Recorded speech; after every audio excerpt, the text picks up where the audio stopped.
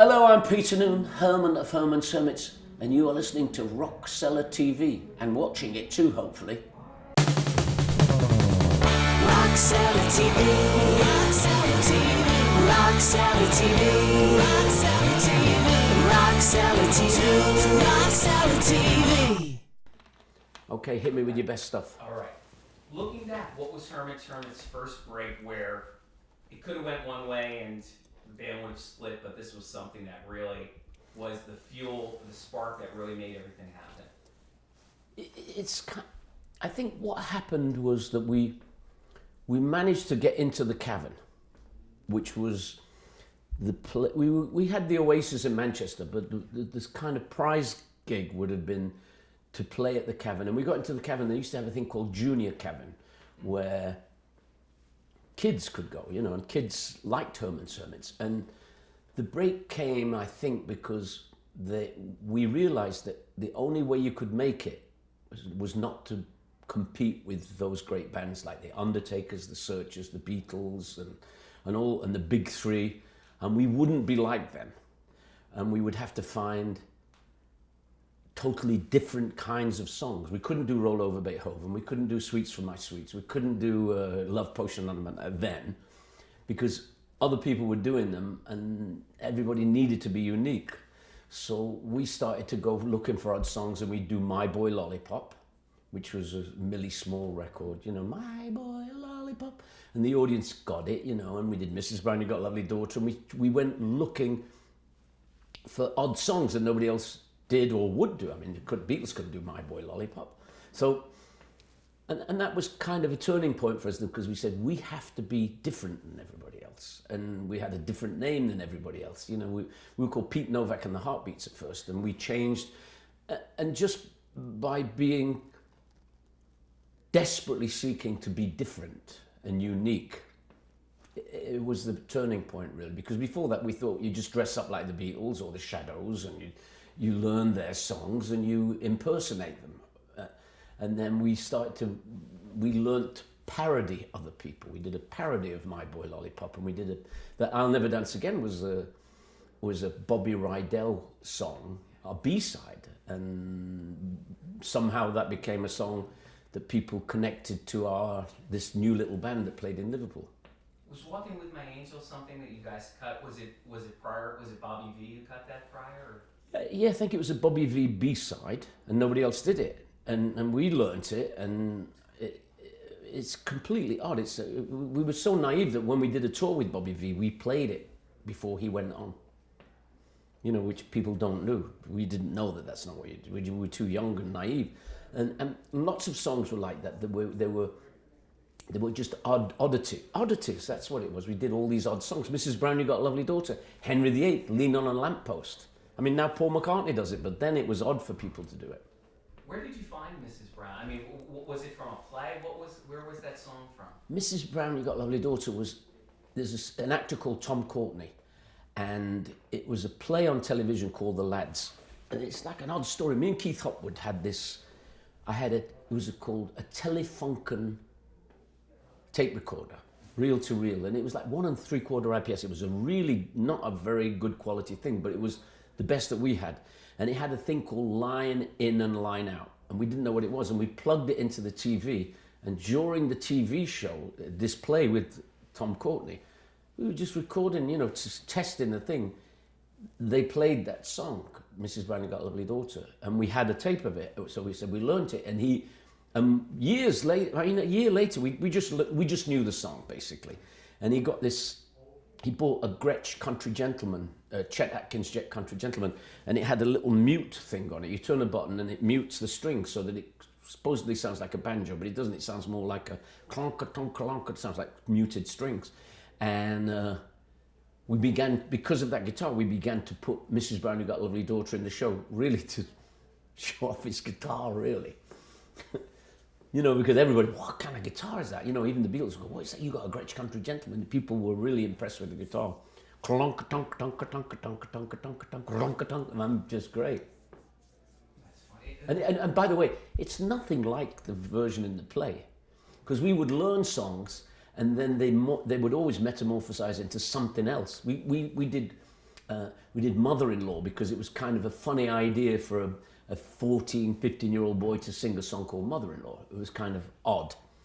And so we would do Mother-in-Law, and in it somehow, it isn't anything like the record. It doesn't even have the same format. And as we went along, that was kind of the thing from the band, that we didn't have a plan or a plot. So it's like the Sex Pistols, really. We just went from place to place without any real plan. And it's the same with Henry VIII. You know, it's not, when I say second verse, same as the first, it isn't a verse even, that's a chorus. But what I'm saying to the Hermits is, play that same section again.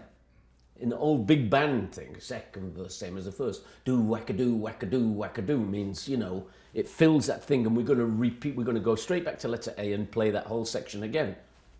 And those things stayed in the band. We just kept being fresh all the time. You described your producer, Mickey Most, in glowing terms as someone who was more of a record director. And I wanted to see, oh, sorry, wait. No, second keep on of asking. all, I'm just gonna put this down. make sure that What did I do? No, the Kleenex is in the background. Okay. we don't need to give them a plug.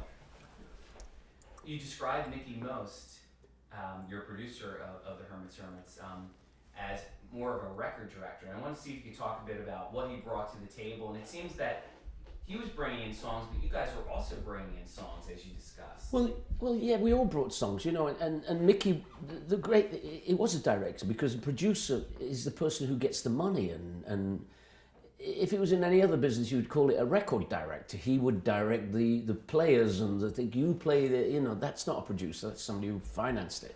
So first of all, Mickey and I both had very similar tastes in music. I remember when I first met him, he lived in his father-in-law's house in Wembley. He'd just come back from Africa, and he got a guitar, and we were talking about the Everly Brothers, and him and his wife sang "Devoted for You." You know, I'll never hurt you, I'll never lie, and it was really a touching musical moment for me. He sang this beautiful song to his wife, with his wife, and they sang it to each other, you know, without any kind of shame or embarrassment. And, you know, because English people are stoic, they don't normally get into that. And I realized that, you know, sometimes I'd say to him, you know, that kind of slap echo on Walk Right Back by the Everly Brothers. Oh, he would be able to find it for you. He knew what you were talking about. Like Kramer with Hendrix, who said it needs to be purple, and he knew what he meant. Mickey Most knew exactly what we were talking about. And when he told us, we would come with songs, like I'd go, I got this new song, what do you think of this? And I'd play the intro, and he'd go, next. I go, that's just the intro. It's boring. And I go, well, shall I start with the chorus? And, you know, he'd go, all right, but that's boring too. You know what I mean? So it was just, he was shameless about get it off the table. And he wasn't always right. You know, sometimes he was wrong. I mean, he was not afraid to admit he was wrong. He didn't think Bus Stop was a hit. He didn't think For Your Love was a hit. And maybe by us it wouldn't have been. Yeah. So he was a wonderful guy. You know, he was my best friend. He was my record producer. He was my best man at my wedding. He was my daughter's godfather. I mean, he and I had a magical relationship, just as friends. Very interesting. So was it Mickey bringing in all those incredible Graham Gouldman songs where it was... No, that was Harvey Lisberg.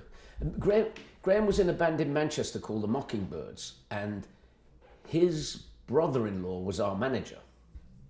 Our manager married one of the sisters, and Graham married another sister. So Graham was now his brother-in-law, and the Mockingbirds was a fantastic band, but they just were never going to make it. They recorded the first version of For Your Love, and it's out there, but it wasn't a hit until the Yardbirds did it. Everybody was going around it. So we brought those songs in, and Mickey didn't like it. He didn't like Listen People.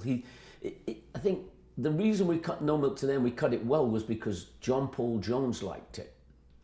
And he was asked to arrange it. See what you can do with this, basic. See, have a go at this. See what you can make this into something. So he came up with all that,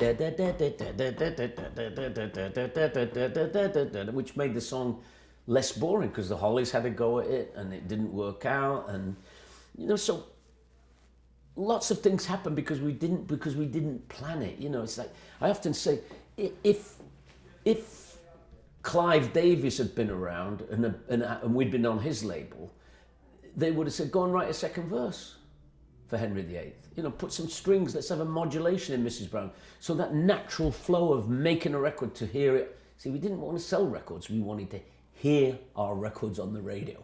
That was all we cared about. We didn't care if they sold, we just wanted to hear them on the radio, because when you got on the radio, you were with Roy Orbison and Elvis Presley and the Everly Brothers and Dion, and that's that other level, because remember, we were just a live band. Rock Cellar TV, Rock Cellar TV, Rock Cellar TV, Rock Cellar TV, Rock Cellar TV, Rock Cellar TV.